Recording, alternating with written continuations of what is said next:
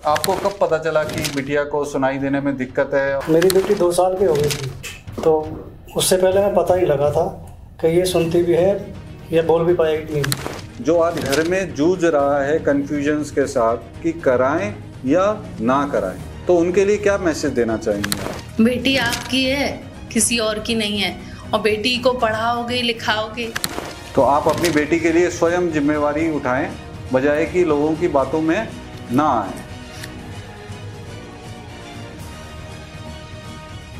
नमस्कार दोस्तों, मैं doctor Ravi Bhatia, ENT surgeon, Sarvodaya hospital. दोस्तों, आज के इस वीडियो का या पॉडकास्ट कह लें, इसका जो मूल मकसद है ये बेसिकली कॉक्लियर इम्प्लांट के बारे में है। और आज हम अगले कुछ मिनट अपने पेरेंट्स के साथ बात करेंगे। तो इस वीडियो का जो मूल उद्देश्य ये है कि कुछ पेरेंट्स जिन्होंने अपने बच्चे को डायग्नोस तो करा लिया है कि उनके बच्चे को हियरिंग लॉस है, यानी सुनने में बाधा है, और उनको कॉक्लियर इम्प्लांट नामक सर्जरी बता दी गई है, या फिर वो बच्चे या वो पेरेंट्स जिनके ऑपरेशन हो गए हैं, तो उनको आगे की यात्रा उन लोगों से बेटर पता चलेगी, उन पेरेंट्स से बेटर पता चलेगी जिन्होंने ये यात्रा ऑलरेडी तय कर ली। तो मेरे सामने, अगर आप मेरे राइट हैंड में 2 प्रोफेशनल्स बैठे हुए नजर आ रहे हैं जो हमारे YouTube चैनल से वाकिफ हैं, तो ऑलरेडी इनको अच्छे से जानते हैं। ये हैं राजा, जो हमारे हेड ऑडियोलॉजी और इम्प्लांट सर्विसेज को देखते हैं, और मेरे साथ में ये बड़ी फेमस हमारी यूट्यूबर हैं मानसी, जो हमारी ऑडिटरी वर्बल थेरेपिस्ट, जो कि बेसिकली इन बच्चों की एक मेंटोर कह लीजिए या टीचर का एक रोल अदा करती हैं। और इन दोनों के अपने अपने एक इम्पॉर्टेंट रोल ये अदा करते हैं इन बच्चों की जर्नीज के लिए। और मेरे लेफ्ट साइड में कुछ पेरेंट्स नजर आ रहे हैं जो बैठे हुए हैं। इन पेरेंट्स के बच्चों का कॉक्लियर इम्प्लांट पिछले कुछ सालों में हो चुका है। लगभग कहें कि एवरेजली ये पेरेंट्स के बच्चों का ऑपरेशन, अगर मैं कहूँ कि 2 से 3 साल पहले सर्वोदय हॉस्पिटल फरीदाबाद में हो चुका है। तो आज हम इन बातों के मुलाकात के दौर में ये जानेंगे कि इनके बच्चों की आज की डेट की स्थिति कैसी है, इनके सामने क्या चैलेंजेस आए, इनकी मनस्थिति क्या थी, यानी इनकी साइकोलॉजिकल स्थिति क्या थी।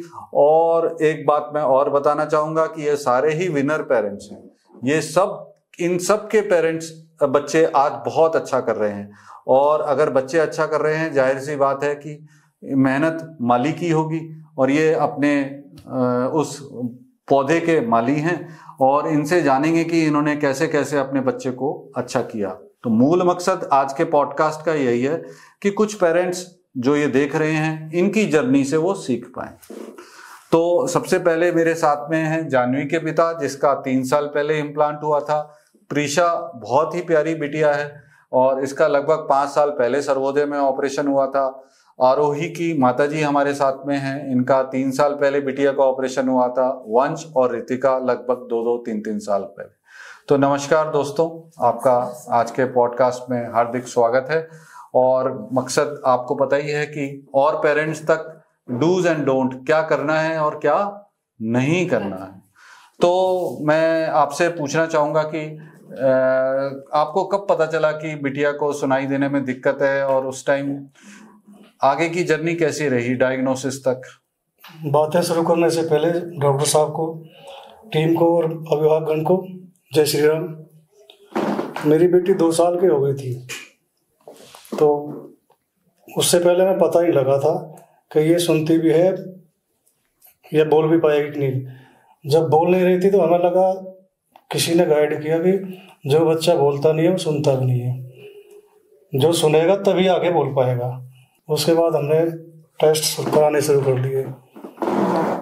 कुदरती ही उस टाइम लॉकडाउन लग गया, 2 साल हम डिले हो गए। लगभग 3.5 साल की उम्र में जाके हमने उसका इम्प्लांट कराया। इम्प्लांट कराने के बाद में हमने, तो सबसे पहले मैं ये जानना चाहूंगा कि जब आपको ये डायग्नोसिस हो गया बिटिया का, जानवी का, कि इसको नहीं सुनाई दे रहा, और जब आपको ये पता चला कॉक्लियर इम्प्लांट है, होना है, तो आप क्या डिसबिलीफ में आए कि नहीं ये तो नहीं कराना चाहिए, या कुछ, मतलब आपको एक्सेप्टेंस कैसे, ये विश्वास कैसे आया कि ये इम्प्लांट कराने से मेरी बिटिया ठीक हो जाएगी? ऐसा इस विश्वास को कहाँ से जगाया आपने? विश्वास सबसे पहले मुझे विश्वास यहीं पे मिला था, सर्वोदय हॉस्पिटल से ही। कुछ टेस्ट वहाँ से हुए थे, एस्कॉट हॉस्पिटल से। बाकी फिर आपके पास भी आया था। नहीं वो तो है, मन आपकी मन की स्थिति मेरे पास तो आए, लेकिन आपके बच्चों मन को देखा था मैंने यहाँ पे। अच्छा, यहाँ पे इम्प्लांट कराने से बच्चे बोलते भी हैं, सुनते भी हैं। अच्छा, बड़ा इंपॉर्टेंट पॉइंट है। मैं बताना चाहूंगा कि अगर बच्चे का डायग्नोसिस हो गया है, आपको ऑपरेशन की सलाह है, तो ऐसा कह सकते हैं कि बाकी पेरेंट से मिलने से फायदा हुआ। हाँ जी। तो आप अपने बाकी पेरेंट से मिल सकते हैं जिनका ऑपरेशन हुआ है, और उससे हमारा ये डिसीजन मेकिंग आपका इजी हो गया, आप ये कहना चाहते हैं? हाँ जी। उसके बाद मैंने सोचा, एक तो बेटी है, अच्छी भली बेटी होती है, उनको भी कोई एक्सेप्ट नहीं करता है। कम से कम कराने से बोलेगी, सुनेगी, अपने आप को समझेगी, दूसरों को समझेगी, कोई हैपनिंग होने से भी बच सकती है। जब उसको नॉलेज हो जाएगी बोलने की, समझने की, तो मैंने फिर मन पक्का कर लिया कि मुझे कराना है इसका। मैं आपसे पूछना चाहूंगा कि जब ऑपरेशन की सलाह मिल जाती है तो घर में कई बार कई तरह की बातें होती हैं कि नहीं कराना, और इस तरह की बात को आप लोग कैसे, मतलब इस एक पेरेंट दूसरा पेरेंट अगर देख रहा है कि को कैसे आए कि भाई कोई बोलता है कि नहीं ठीक हो जाएगी समय के साथ, जैसी है भगवान की दया से वैसी ही रहने दो, क्या दिक्कत है? सर मुझे तो ये लगा कि मैं किसी की बात नहीं सुनूं। मैंने तो अपना देखा कि मेरी बेटी है, कोई कुछ नहीं कर सकता। तो मुझे पता लगा कि मैं जाऊं ऑपरेशन के। मुझे तो सबने ही मना किया था कि ये नहीं, ऐसा नहीं होता। मैंने कहा नहीं, बट मुझे लगता है आप लोग नहीं समझोगे, ये बात मैं समझती हूँ कि मेरी बेटी है तो मैं जाऊं, मुझे ऑपरेशन कराना चाहिए, कोक्लियर इम्प्लांट। मुझे सबने रोका, लेकिन मैंने ये बात नहीं मानी। मैं अपनी उस पर सर्वोदय हॉस्पिटल आई और मैंने डॉक्टर रवि भाटिया से, सोहन सर से ये डिसीजन लिया कि बेटी बोलने लगेगी तो बोले। उन्होंने बताया कि मुझे, हाँ आप और पेरेंट्स से मिलो, एक बार देखो जिनका ऑपरेशन हो गया है। मैंने उन पेरेंट्स से मिले और उनसे पूछा तो उन्होंने बोला हाँ सक्सेसफुल है ये ऑपरेशन, आप जरूर कराइए इसको। आप देखिए इसमें टाइम लगता है, आप इसको सब्र रखो। 1 साल सुनने में लग जाता है, 1 ईयर सुनने और बोलने में। पर मैंने उनकी बात मानी और मुझे लगा कि हाँ मेरी बेटी उस ऑपरेशन से सुन पा रही है और बोल पा रही है, और नॉर्मल स्कूल में पढ़ भी रही है अच्छे से। ये सबसे बड़ी बात है। तो जैसे कि आप क्या मैसेज देना चाहेंगी कि परिवार में तरह तरह की बातें होती हैं, और कोई सपोज एक परिवार है जो आज घर में जूझ रहा है कंफ्यूजन्स के साथ कि कराएं या ना कराएं, तो उनके लिए क्या मैसेज देना चाहेंगी आप? मैं उनके लिए यही मैसेज देना चाहती हूँ कि बेटी आपकी है, बेटी आपकी है, किसी और की नहीं है। और बेटी को पढ़ाओगे लिखाओगे तो आप अपनी बेटी के लिए स्वयं जिम्मेवारी उठाएं, बजाय कि लोगों की बातों में ना आए। आप इमोशनल हो रही हैं थोड़ा सा बात करते करते। आप भी कुछ इस विषय में बोलना चाहेंगी कि ऑपरेशन का डिसीजन आपके लिए मुश्किल वाला था, डर लगा था? हाँ जी, लोगों ने बहुत डराया था कि नहीं ऑपरेशन से बहुत दिक्कत हो जाती है, नहीं ऐसे ही बोल जाएगा, कोई दिक्कत वाली बात नहीं है, सब लेट बोलते हैं। पर हमारा डिसीजन सोहन सर ने हमें बहुत समझाया कि नहीं और पेरेंट्स से मिलो, देखो उनको। जब हमने हॉस्पिटल आते थे तो देखते थे तो हमें उम्मीद जगती थी हमारा बच्चा भी बोल जाएगा। तो हमने ये डिसीजन लिया कि नहीं, हमें किसी की नहीं सुननी है, हमें अपनी सुननी है, हमें बच्चों को बोलता हुआ देखना है। तो आज सब खुश है जब वो बोलता है। तो 2 साल हुए पर बहुत कुछ बोलता है। अरे वाह, अमेजिंग। तो आपने अपने आप को, मैं आपसे पूछना चाहूंगा या कोई भी पेरेंट, कि आपको ऑपरेशन के देखिए आपको नुकसान भी बताए जाते हैं, है ना? बहुत सारे नुकसान भी हो सकते हैं। हाँ, बहुत सारे कि ये भी हो सकता है, वो भी हो सकता है। तो इससे आप अपने आप को आपने मेंटली कैसे बाहर निकाला कि भाई नुकसान, डॉक्टर भी कह रहा है या टीम कह रही है कि नुकसान हो सकता है, क्यों राजा, है ना? काफी सारी दिक्कतें होती हैं, आप बताती हैं। मगर ऐसे बच्चे को रखने से फायदा क्या है? करके देखना चाहिए ना कि हाँ वो। अगर कोई ऐसा पेरेंट है जो ऑपरेशन के एक्चुअल होने वाले नुकसान से डर रहा है, उसके लिए क्या मैसेज देंगे आप? उन्हें डरना नहीं चाहिए। एक बार वैसे भी बच्चा वैसे ही परेशान है, करके देख लो। और एक बार तो क्या पता, हमने भी यही चीज सोची कि आप बेटा, आप तो छोटे रहे होगे, आप तो भाई हो। जी सर। तो आगे चल के हमें ऑपरेशन करवाना चाहिए, नहीं वो तो है, लेकिन जो भय आता है, डॉक्टर बताते हैं कि भैया ये हो सकता है, वो हो सकता है, दिक्कतें आ सकती हैं। हाँ, तो उनसे नहीं डरना चाहिए, क्योंकि अगर वो ऑपरेशन नहीं कराएंगे तो फिर उनकी बेटी वैसे ही रहेगी। अगर करवा रहे हैं ऑपरेशन तो उससे क्या हमें बहुत मतलब फायदे हो सकते हैं। उनके बेटी तो जो बोल भी आप ये सकती कहना है। चाह रहे हैं कि भाई कोई परिवार जो इस टाइम इस डिसीजन पे या इस चौराहे पे खड़ा है तो उसको मतलब कॉम्प्लिकेशन डरना नहीं चाहिए और आगे भविष्य में पॉजिटिव सोच रह के आगे के कदम उठाए। क्योंकि अगर इंसान हर चीज में नेगेटिव ही देखने लग जाए तो शायद घर में गीजर भी ना लाए, है ना, सिलेंडर भी ना आए और यात्राएं भी ना करें, है ना। अगर हम नेगेटिव ही देखेंगे तो, और नेगेटिव से तो फिर हम हर चीज में नेगेटिव है। तो बच्चे को एक मौका देना चाहिए और बाकी तो सब अच्छा ही रहता है मोटे तौर पे। आप कुछ बोलना चाहेंगे मानसी या उस थॉट पे? मैं एक चीज और कहना चाहता हूँ, मैं सभी से ये कहना चाहता हूँ जिसने करा लिया है और नहीं भी कराया जिसने, अगर कोक्लियर इम्प्लांट कराने के बाद कंटिन्यू क्लासेस होनी चाहिए, उसकी ब्रेक नहीं होना चाहिए। इस बात पे अगर अपने बच्चे को आगे जल्दी बोलना सिखाना है, सुनना सिखाना है। Thank you. अगर सबके साथ चलना सिखाना है ना तो बच्चे को आगे ही बढ़ाओ, पीछे मत बढ़ाओ। पॉजिटिव रहो। आप कुछ बोलना चाहते हैं? मैं यहाँ पे हाईलाइट करना चाहूंगी कि हमारे बीच जैसे जानवी के फादर हैं, तो जानवी के पेरेंट्स के लिए आई थिंक ये डिसीजन और मुश्किल रहा होगा, क्योंकि उनके बच्चे को केवल हियरिंग इश्यूज तो थे ही, बट जहाँ पे सर्जरी करते हैं जो ऑर्गन कॉक्लिया होता है उसकी बनावट में भी इश्यूज थे। और ऐसे केसेस में जो सक्सेस रेट्स होते हैं वो कम हो जाते हैं, डॉक्टर्स भी एक्सप्लेन करते हैं। और उन्होंने फिर भी ये डिसीजन लिया कि वो जितना भी सुने, थोड़ा ही अगर बेनिफिट हो तो उनके लिए काफ़ी है, और वो सर्जरी के लिए रेडी हो गए। तो आई थिंक ऐसे पेरेंट्स भी अगर कहते हैं कि हमें तो सीआई कराना है, जाना है, तो बाकियों के लिए तो बिल्कुल भी क्वेश्चन इस बात में नहीं आना चाहिए। नॉर्मल कॉक्लिया है तो भी इन्होंने आगे बढ़ के उसको करवाया और अच्छे रिजल्ट्स लेके आज यहाँ हमारे साथ बैठे। तो अब जो मेरा नेक्स्ट प्रश्न है उन पेरेंट्स के लिए है कि ठीक है, आपको ये समझ में आ गया कि बच्चे को दिक्कत है जन्मजात या बाद में भी, और आपने डिसाइड किया कि अब मैं कॉक्लियर इम्प्लांट ऑपरेशन कराऊंगी और उन प्रॉब्लम से भी नहीं डरे आप लोग, ठीक है। तो क्या अब, लेकिन कई बार मन में ये ख्याल आता है ये सब चीजें चलो दिक्कत नहीं हुई, लेकिन मुझे फायदा मिलेगा क्या मेरे लिए इम्प्लांट वाकई मददगार होगा भी या नहीं होगा, या ऑपरेशन भी हो गया, कॉम्प्लिकेशन नहीं हुई, चलो ठीक है, लेकिन मेरे बच्चे को फायदा नहीं मिला। कभी मन में ये ख्याल आता है या आया कि भाई फायदा मिलेगा या नहीं मिलेगा, या अगर फायदा मतलब इस सारे प्रोसेस में क्या ये मशीन आपके आशा के अनुरूप निकली या नहीं निकली? इसी प्रश्न का दूसरा भाव है ये।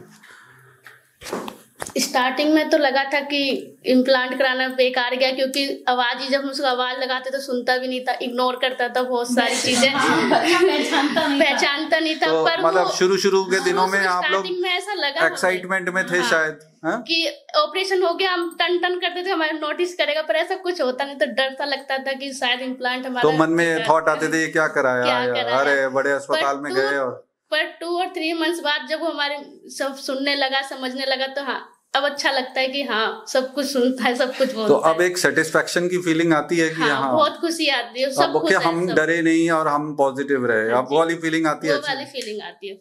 आपको ऐसे मतलब मन में था थॉट इम्प्लांट के वर्किंग को लेके कि भाई ये सब कराने का कुछ मतलब नतीजा नहीं निकला तो क्या होगा, कहीं बुद्धू ना बन जाए?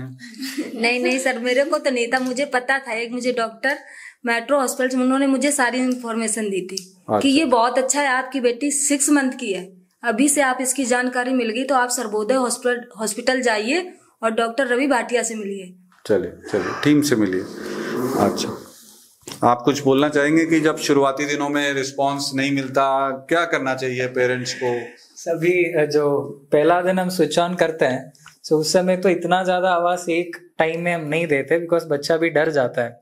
सो इसीलिए हम धीरे धीरे स्टेप बाय स्टेप जाके उसको मैपिंग वगैरह करते हैं। सो पेरेंट्स को मैं ये कहना चाह रहा हूँ, पहला दिन स्विच ऑन करने के दिन आवाज़ इतना ज़्यादा रिस्पॉन्स नहीं है तो आप डरो मत, उसके लिए और भी चांसेस है सुनने के लिए, हम वो बेटर कर पाएंगे। सर ने बेसिकली बाकी फैमिलीज को या आपको भी बताया कि हमने तो आवाज दी ही कम थी, धीरे धीरे बच्चे की कंडीशनिंग को करते करते आवाज को बढ़ाते, और बच्चे को टाइम लगता है रिफ्लेक्सेस ब्रेन को नोटिस करने के लिए, तो उसको ये समय तो 2-3 महीने का सब पेरेंट्स को पेशेंटली इंतजार करने का रहता ही है। तो इस सारे प्रोसेस में आप लोगों को स्ट्रेंथ कहाँ से मिली? मतलब ये जब एक मानसिक स्थिति, तो कहीं ना कहीं स्ट्रेस या तनाव तो था या नहीं था, मैं आपसे पूछना चाहूंगा, हाँ या नहीं में? तनाव था। आपको स्टार्टिंग में तो होता ही है, बोलते हैं मतलब ऑफिस में या लोग ये क्या करवाया, लोग पूछते होंगे तो तनाव आ जाता होगा। हाँ नहीं, अभी जैसे मेरी बेटी का था, डॉक्टर बोलते थे कि चांसेस कम है, फिर भी आपके ऊपर है, कराना चाहते हो नहीं कराना चाहते हो। मैंने उनको बोला चांसेस कम है, पर है तो सही कुछ ना कुछ परसेंटेज, इससे तो अच्छा है। बहुत अच्छी बात है, ना कराने से तो बेटर है, कुछ ना कुछ तो चांस मिलेगा, कुछ मेहनत करेंगे। रिस्क लिया, मेहनत करी उसके तो साथ। उस तनाव को आप लोग कैसे हैंडल करते रहे? मतलब इस सारे प्रोसेस में आपके रिश्तेदारों ने हेल्प की, आपके अड़ोसी पड़ोसी दोस्तों से कैसे अपने आप को आप पॉजिटिव रख पाए, ताकि बाकी पेरेंट जो इस स्थिति से गुजर रहे होंगे, जिनके रिस्पॉन्स नहीं आया है या लेट हो रहा है, उनके लिए आप क्या बताएंगे? आप मतलब कि कैसे अपने आप को मेंटली स्ट्रांग रखें? हमारी फैमिली ने पूरा, या कोई वेट कर रहा है इम्प्लांट की कि अभी होने वाला है? हमारी फैमिली ने पूरा सपोर्ट किया था, कराना चाहिए। तो परिवार का सपोर्ट रहा। हाँ जी, पूरा आपके केस में किसका सपोर्ट मिला आपको? मेरी बहन का था। अच्छा, बहन आपको पॉजिटिव रखती थी, करा हरदम। अच्छा, आप बताने चाह रही हैं? मेरे भाई का और मेरे हस्बैंड का सपोर्ट था। अच्छा, आपके हस्बैंड सपोर्टिव रहे इस सारे प्रोसेस में? Yes sir. ऐसा भी कोई व्यक्ति है जो घर में जिसने इम्प्लांट कराया लेकिन घर में एंटी वॉइसेस बहुत थी और सपोर्ट कम था कि ये क्यों कराया? नहीं, ऐसा नहीं।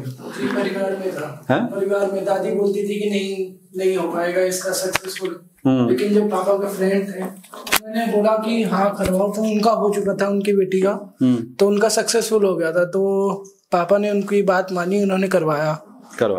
हाँ। अच्छा, अब मैं आप लोगों की सबकी जर्नी में शायद जिस दिन मशीन राजा सर ने स्विच ऑन की होगी, यानी मशीन चालू हुई होगी ऑपरेशन के टाके कटने के बाद, तो शायद महत्वपूर्ण दिन रहता होगा कि आज मशीन ऑन होने वाली है। सब बहुत ज्यादा तो फिर आप अपना मतलब वो एक्सपीरियंस क्या था? मतलब आप कैसे स्विच ऑन का वेट कर रहे थे? वो मूवमेंट कैसा निकला आप लोगों के साथ? अपने मनस्थिति के हिसाब से दूसरे पेरेंट्स को बताइए कि खुशी का था, इमोशनल थे, क्या था? मतलब बहुत खुशी का था। वो ऐसे ही था जैसे बेटी आज ही पैदा हुई है। अच्छा, इतनी खुशी हुई थी? मतलब बेटी का दोबारा, मतलब ऐसा लग रहा था कि भगवान ने शायद दोबारा, मतलब उस स्थिति से आप सब एग्री करेंगे? हाँ जी। वाकई, या फिर कुछ और थे? मतलब नहीं, ये चीज तो बताया गया था कि जब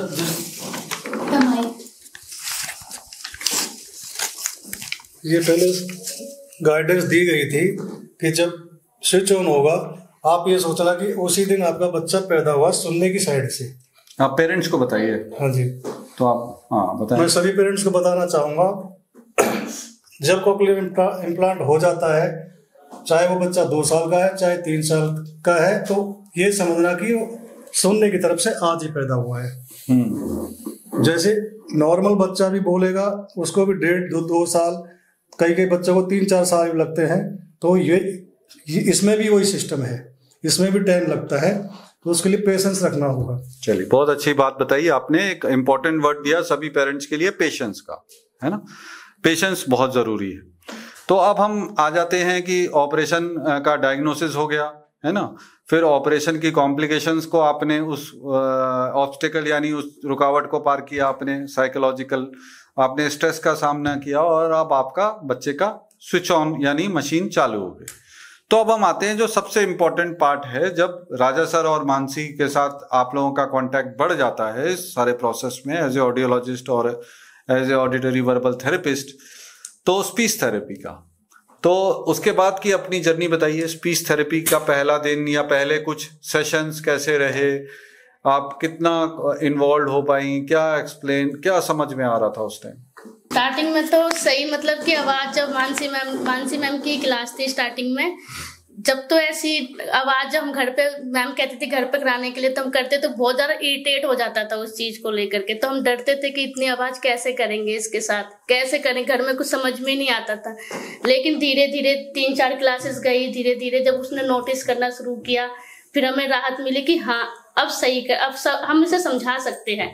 अब धीरे धीरे उसको बैठा करके आवाज को नोटिस करवाना, हर चीज बताना, ये चीज है, ये चीज है, अब वो सब चीज समझ लेता है, समझा। तो मानसी, मैं आपसे पूछना चाहूंगा कि कुछ पेरेंट्स ऐसे होते होंगे कि जिनका इम्प्लांट हो गया, स्विच ऑन करके राजा ने आपको दे दिया, राजा सर ने, और वो इम्पेशेंट हो जाते हैं क्या कुछ पेरेंट्स, या सब पोलाइटली वेट करते हैं कि धीरे धीरे होगा, या कुछ इम्पेशेंट भी रहते हैं? नहीं, बहुत ज्यादा डिफरेंट अलग अलग रेस्पॉन्सेज आते हैं। तो मोस्टली पेरेंट्स को तो होता है कि अरे अब तो स्विच ऑन हो गया है और बच्चा नाम पे ही क्यों नहीं पलट रहा है। तो हमें वहाँ पे उनको बहुत गाइड करना पड़ता है कि जैसे एक टिपिकल सुनने वाला बच्चा भी कम से कम 3 महीने लेता है अपने नाम की और रिस्पॉन्स करने के लिए, ऐसे आपके बच्चे को भी समय लगेगा। उनको ये लगता है कि स्विच ऑन हो गए तो सारी चीजों की तरफ उसको पलट के रिस्पॉन्स करना चाहिए, अगर डोर बेल हुआ तो देखना चाहिए। तो उसके लिए हमें उनको गाइड करना पड़ता है कि उनके लिए जो आवाज है वो केवल एक शोर समान है, हमारा काम है उन्हें ट्रेन करना, हर एक आवाज का मतलब बताना। बहुत ही early phase of speech therapy में है, ऑडिटरी वर्बल थेरेपी यानी स्पीच थेरेपी की कुछ ही क्लासेस हुई हैं। तो उन पेरेंट्स की साइकोलॉजिकल असेसमेंट में क्या चीज इंपॉर्टेंट है, मतलब उनको आप क्या मैसेज देना चाहिए? आई थिंक सबसे पहले तो पेरेंट्स को आपके अपने जो प्रोफेशनल्स हैं, जो थेरेपिस्ट हैं, उनके साथ पार्टनरशिप करना बहुत जरूरी है और उन पे बिलीव करना बहुत ज़रूरी है, क्योंकि पेरेंट्स कई बार ओवर एक्सपेक्ट करते हैं कि, और बहुत ज़्यादा उनके दिमाग में जल्दी होती है कि जल्दी जल्दी से माइलस्टोन्स पूरे हों। तो पेशेंस बहुत इम्पॉर्टेंट है। और इनिशियली जो डिवाइस है, जैसे कि राजा सर ने बताया कि उसको ट्यून होने में टाइम लगता है, एकदम से बच्चा सॉफ्ट साउंड्स नहीं सुनता है। तो हमें थेरेपी में ये भी समझ आता है कि अभी बच्चे की हियरिंग लेवल्स क्या हैं। तो स्टार्टिंग के 3 मंथ्स हम कह सकते हैं कि सिर्फ हियरिंग असेस करने में लग जाता है कि बच्चा हल्की से हल्की आवाज सुन रहा है या नहीं। तो आपको अपने थेरेपिस्ट के साथ बॉन्ड बना के रखना है, घर पे जो भी चीजें हो रही हैं वो अपने थेरेपिस्ट को रिपोर्ट करना है कि उनको ये अपने बच्चे की तरफ से रिस्पॉन्सेज दिख रहे हैं। बहुत ही इंपॉर्टेंट बात बताई मानसी आपने, सब पेरेंट्स के लिए जो ये सुन रहे हैं कि पहले 3 महीने के पीरियड में आपकी एक्सपेक्टेशन रियलिस्टिक होनी चाहिए, यानी एक नॉर्मल होनी चाहिए, क्योंकि ये समय तो आपके थेरेपिस्ट और आपके बच्चे के बीच में बॉन्ड बनने का है और थोड़ा सा तो आपको कंडीशनिंग ब्रेन को देना ही पड़ता है। तो 3 महीने आपको जल्दी नहीं करनी है, ना खुद को परेशान करना है, ना बच्चे को परेशान करना है, ना दिल छोटा करना है और पॉजिटिव रहना है। आप लोग तो सब उसके वही हो। तो उसके बाद मैं ये जानना चाहूंगा कि पेरेंट्स के लिए कि कोई ऐसा पेरेंट्स भी होंगे जो ये जिनके 3-4 महीने हो गए, तो इस सारे प्रोसेस के बाद आपको राजा सर ने और मानसी ने घर में क्या क्या एक्टिविटीज कराने के लिए, या खुद से आपने अपनी नॉलेज या एक्सपीरियंस से कौन सी एक्टिविटीज आपने स्पेशल कराई जिससे आपको लगा कि इससे बहुत बेनिफिट हुआ? कौन सी ऐसी खेल के उसके साथ बहुत सारी चीजें बता के, जैसे जंप करना, अप डाउन, हर चीज गेम के थ्रू, पोएम के थ्रू हमने बहुत सारी चीजें उसको नॉलेज में लाए। ओके, तो आपने किचन का सिस्टम सब कुछ बैठा करके उसे बताना, बहुत सारे गेम के थ्रू ही सब कुछ हुआ ज्यादातर। तो ज्यादातर आपने खेल में उसको, हाँ, सब कुछ नोटिस कर। आप कुछ बोलना चाहिए खेल में? तो आप क्या करते थे ऐसा जो घर में, जिसको आपको या बताया गया कि भाई इशारे में बात नहीं करनी है, या फिर वोकैबुलरी या ग्रामर पे काम करना है, या आइडेंटिफिकेशन पे काम करना है, कैसे कैसे रहा ये जर्नी? घर में आप क्या एक्टिविटी करते थे बच्चे के साथ? घर में जो थेरेपिस्ट बताते थे वो क्या क्या एक्टिविटीज बताते थे कि इसको मतलब सुनाने के लिए, जैसे फल हो, फ्रूट हो, या फ्रूट ले लो, और कप, प्लेट हो, चम्मच हो, जिसकी आवाज पहचाने डेली रूटीन के साथ। अच्छा, तो आप घर की चीजों को आइडेंटिफाई करना सिखाना शुरू कर दिया था आपने पहले 3-4 महीने में कि भाई ये बैगन है, ये भिंडी है, ये लाल रंग है, ये पीला, कुछ साउंड सिखाए थे। तो घर की टॉयज कुछ खरीदी गई, कुछ ऐसे खिलौने खरीदे उनके लिए आइडेंटिफिकेशन के लिए। तो रोज ही करते थे या कभी कभार करते थे ये? डेली ही करते थे। रोज ही करते थे? जब हमें टीचर्स बताते थे कि ये कराना है तो हम डेली घर में उसको कराते थे गोल्स के अकॉर्डिंग। अच्छा, आपने गोल्स दिए हुए थे मैडम ने कि भाई ये करके आना है, फिर आप अपने थेरेपिस्ट। हाँ जी। तो आप बताना चाहेंगे कि कितने क्लासेस आप रेगुलरली लेते थे? हफ्ते में कितनी बार आते थे थेरेपी कराने? वीकली मतलब टू डेज की होती है, हम डेली आते थे क्लास पे। अच्छा, अब भी चलती है क्लास तो आप आते थे, डेली आते थे? हाँ जी। और आना चाहिए था 2 बार? दो बार आते हैं, मतलब वीकली रेगुलर आते हैं। अच्छा, आपने कभी ब्रेक नहीं लिया? नहीं। आपको तो पेरेंट्स को बताना चाहेंगे कि रेगुलर क्लासेस लेने का इम्पोर्टेंट है, या कई पेरेंट्स होते हैं हम छोड़ देते हैं? नहीं, रेगुलर क्लासेस बहुत इंपॉर्टेंट है, ताकि बच्चों को सब कुछ समझ में आता है। थोड़ा सा भी गैप हो जाता है, बच्चा सारा पिछला भूल जाता है कि हमें क्या कराया था, क्या समझाया। तो इसलिए रेगुलर क्लासेस होनी बहुत जरूरी है, और घर पे भी मेहनत करनी पड़ेगी। घर की मेहनत में सबसे इम्पोर्टेंट, मेहनत तो बहुत ज्यादा इम्पोर्टेंट है, ताकि जो हमें टीचर्स करा रही है वो हमें घर पे भी जाके बताना चाहिए कि ये करना है, तभी वो ज्यादा अच्छा करते हैं, रिस्पॉन्स देते हैं। बोली नहीं तो आप कभी वैसे मैं मतलब है कि कोई और अगर पेरेंट्स आपके पास आ जाए अपने बच्चे को, तो आप उसकी थेरेपी करा सकती हैं? कोशिश कर सकते हैं, क्योंकि हमने अपनी की करवाई है ना, की करते हैं। तो आप टीचर बन गई हैं? नहीं, टीचर तो नहीं बन सकते, मतलब हाँ, नहीं हेल्प कर सकते हैं। मदर तो सबसे बड़ी टीचर होती है। मेरी बेटी जानवी का मैंने एडमिशन भी करा दिया है इस साल से, वो पढ़ने भी जाती है। तो मुझे वहाँ पे एक ऐसे ही बच्चा मिल गया था, तो मेरे पास गांव में भतोला, तो उनकी भी बेटी थी। तो प्रिंसिपल ने बताया था, इसको देख करके आपने कैसे कराया, कहाँ से कराया? तो इसके पैसे के लिए, इस बच्चे के लिए पैसे बहुत ज़्यादा चाहिए, 20 लाख रुपए मांग रहे हैं। मैंने बोला आप कहीं मत जाओ, आप डॉक्टर रवि भाटिया के पास जाओ। मैंने इनका सोहन सर का नंबर दिया, आप उनसे कॉन्टेक्ट करो और कभी भी जाके मिलो। कुछ संस्थाएं ऐसी चल रही हैं जो फ्री भी कराती हैं। मैं समझ गया, बहुत इंपॉर्टेंट बात है सब पेरेंट्स के लिए। तो अब मैं आता हूँ नेक्स्ट टॉपिक पे।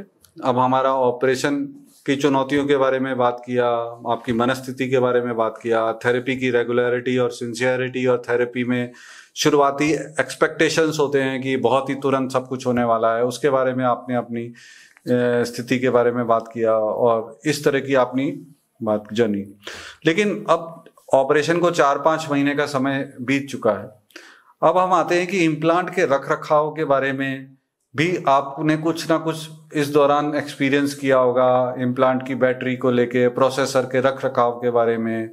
तो उसके बारे में आप लोगों ने क्या सीखा, या आप और दूसरे पेरेंट्स के साथ क्या साझा करना चाहेंगे कि इंस्ट्रूमेंट या डिवाइस का कैसे ध्यान रखें, उसकी चार्जिंग का ऑप्टिमाइजेशन, ताकि वो जल्दी खराब ना हो?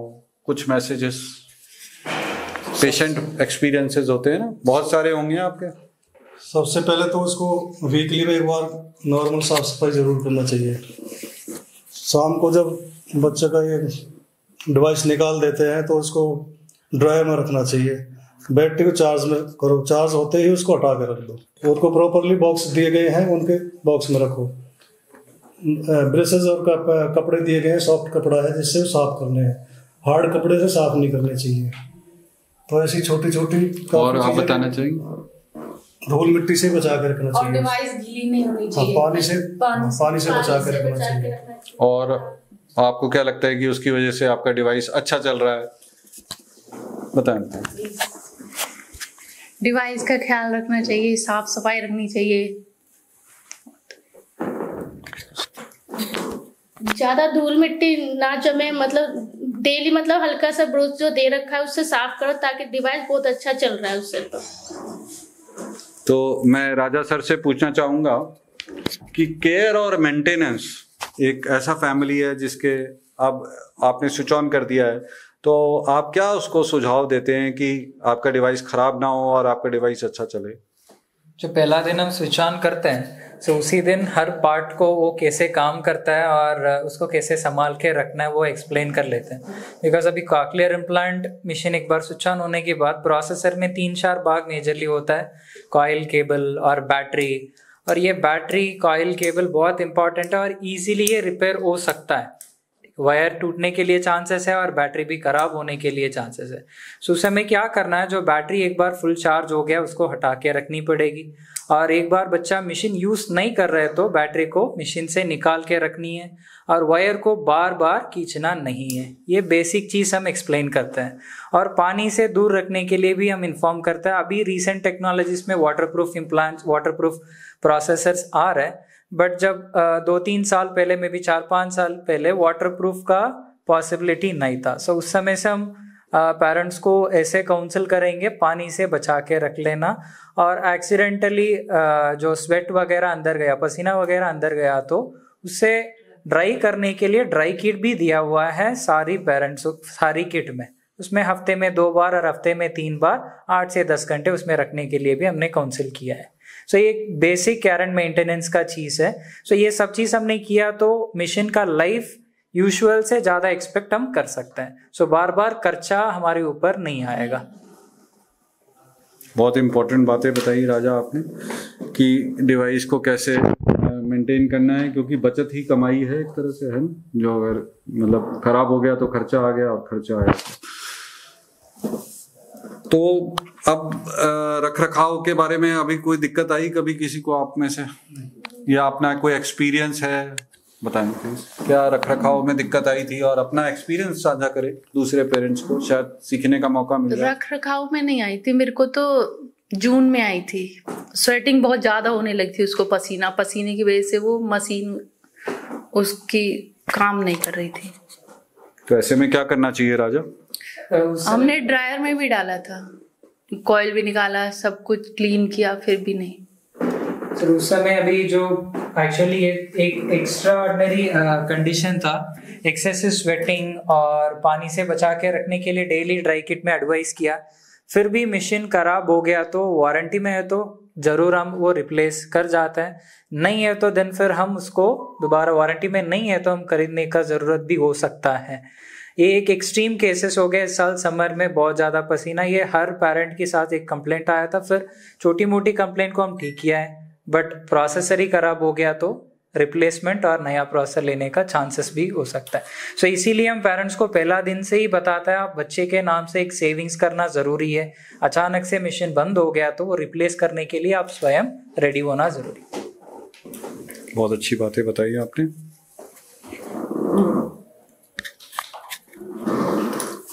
तो आगे की कोई और स्पेसिफिक टॉपिक आप चाहते हैं कि आज हम डिस्कस करें, या अपने मन की कोई बात शेयर करना चाहते हैं?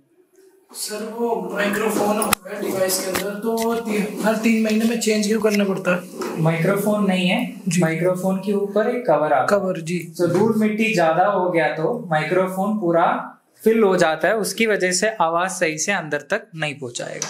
सो इसीलिए माइक्रोफोन कवर हर किट में 12 से 15 माइक्रोफोन कवर होता है, वो 3-4 महीने में हम चेंज करना जरूरी है। और उसको टेस्ट करने के लिए भी एक ईयरफोन दिया हुआ है, वो ईयरफोन से आप टेस्ट कर सकते हो आवाज का क्लैरिटी कैसे है, मशीन की प्रोसेसर की क्लैरिटी कैसे है। जो आपको लग रहा है आवाज धीरे धीरे कम हो रहा है, माइक्रोफोन कवर चेंज करना पहला ट्रबल शूटिंग में पहला स्टेप है। और जो ड्रायर में येलो कलर का वो बॉक्स आता है, वो क्यों चेंज करना पड़ता है? ड्राई ब्रिक का काम है वो 2 महीने तक उसका जो ड्राई करने का, मशीन का वो इलेक्ट्रिक मशीन है। सो वो ड्राई ब्रिक 2 महीने तक ही वैलिड होता है, वो चेंज करनी पड़ेगी। उसके उसमें सिलिकॉन बॉल्स होता है, वो पसीना और जो नॉर्मल स्प्लैश होता है उसका ड्राई कर लेता है, उसका एक्सपायरी 2 महीने तक ही आएगा। ठीक है सर। तो मैं अब आपसे जानना चाहूंगा कि हमने कई टॉपिक्स डिस्कस कर लिए, तो कभी आपके बच्चे के कान के या जहाँ इम्प्लांट अंदर डला होता है वहाँ कभी लाली या सूजन आई? हाँ जी, मेरे बच्चे की आई थी, उसकी किसी चोट लग गई थी, किसी बच्चे ने मार दिया था उसको, तो जिससे उसके धीरे धीरे स्वेलिंग सी, मतलब वो दर्द बताता था कि हम जैसे हल्की सी मेडिसिन दे दर्द की तो वो आराम बताता था, धीरे धीरे मतलब दर्द सूजन सा बढ़ने लग गया उसके। तो जब हम डॉक्टर को दिखाया तब पता चले कि उसके कान के अंदर वो पस पड़ गई है। तो यहाँ पे हमें बहुत दिक्कत आई थी कि बहुत टेंशन हो गई थी जब रवि भाटिया सर ने कहा था कि मशीन इम्प्लांट निकालने की भी जरूरत पड़ सकती है, पस अगर नहीं सूखेगा तो। तब ये एडमिट भी रहा ये 1 वीक के लिए। उसके बाद हाँ उसके बाद ये ठीक हुआ। तो उसी के बाद में जानना है कि अगर स्वेलिंग आ जाती है तो हमें कैसे पता करें, कैसे ठीक करें तुरंत ही। देखिए, अगर थोड़ी सी भी लाली या सूजन इम्प्लांट बेड पे हमें दिखाई दे तो हमें तुरंत अपने ईएनटी सर्जन या ऑडियोलॉजी सेंटर पे कंफर्म मिलना चाहिए, डॉक्टर को ही मिलना या इम्प्लांट सर्जन जो भी रहा है। अगर वो दूर है सेंटर तो मैं ये कहूँगा कि अपने पास के ईएनटी सर्जन के पास तुरंत जाके, नॉर्मली अमूमन इन्फेक्शंस कान की वजह से आ जाते हैं। इम्प्लांट अपने आप में ही एक बाहरी वस्तु है, वो भी इन्फेक्ट हो सकती है, चोट से भी इन्फेक्शन आ जाता है, और बायोफिल्म नामक चीजें भी अक्सर वो उसको खराब करती हैं। कान के इन्फेक्शन यानी एक नॉर्मल कान बहने वाले इन्फेक्शन भी इम्प्लांट के साथ चिपक जाए तो वो कीटाणु छोड़ते नहीं है। तो तुरंत ही एंटीबायोटिक स्टार्ट करना, और अगर इन्फेक्शन ज्यादा है तो डॉक्टरी सलाह के अनुरूप तुरंत एडमिट होकर इंजेक्शन के द्वारा एंटीबायोटिक लेना। उसमें देरी नहीं करनी चाहिए, नहीं तो फिर कई बार दिक्कत बढ़ भी सकती है। बस इतनी सी बात है। तो देरी ना करें और तुरंत ही अपने डॉक्टर को मिले और उसके अनुरूप जो भी एडवाइस आए उसको तुरंत फॉलो करें। तो जैसे 2-2, 3-3 साल बच्चों के हो गए हैं ऑपरेशन के, तो मैं ये जानना चाहूंगा कि अब आपका बच्चा किस स्थिति में है, कितने वाक्य बोल पाता है, क्या दूर से बिना देखे दूसरे कमरे की आवाज से वापस आपके पास बुलाने पे आ जाता है, क्या वो 2 भाषाएं जैसे कि इंग्लिश या हिंदी 2 में कम्युनिकेट कर पाता है, क्या है उसकी एग्जैक्टली उसकी स्थिति? हाँ जी सर, अब तो बहुत 7-8 वर्ड पकड़ लेता है बच्चा, और दूसरे रूम की आवाज भी पकड़ लेता है, हिंदी इंग्लिश में भी पहचान कर लेता है, और कोई बात करता है तो उसकी बात का रिप्लाई भी। वाक्य कैसी है उसकी? वो तो पूरा लाइन बोलती है सर, सेंटेंस में। जैसे मेरा नाम क्या, what is your name, in which class do you read. और पूरी अगर पोयम याद करा दी तो आपने? हाँ जी सर, पोयम पूरी लर्न कर लेती है, पूरी बोलती है सर। सॉन्ग भी, डांस भी, सारा कुछ। म्यूजिक को भी एंजॉय करती है? हाँ जी सर। मतलब कैसे लगता है कि आप मतलब खुद गाने लगा के सुन के गाती है, इस तरह से करती है? हाँ सर, वो सुन के करती है, टीवी में चला लेगी फिर अपने आप सुन के डांस करती है। पोयम, सॉन्ग सेंटेंस पूरी तरह से बोलने का, पर कोशिश पूरी करता है। 4-5 वर्ड को एक सेंटेंस बना के बोल लेता है। 4-5 वर्ड का एक सेंटेंस बना के बोल लेता है।